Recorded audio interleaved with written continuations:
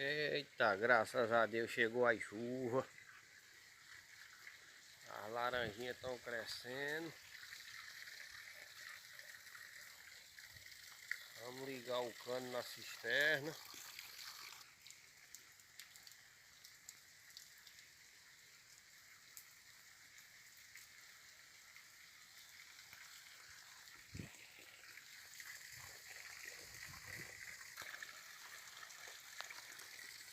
Vamos ver se nós tiramos esses matos. Tem muito mato. Com a chuva o mato cresceu para descobrir esse quintal. E daqui a pouco nós voltamos.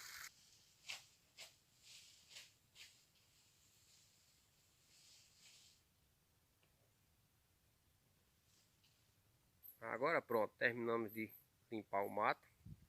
Já botamos o cano aqui na cisterna. E agora tá mais ou menos. E tchau!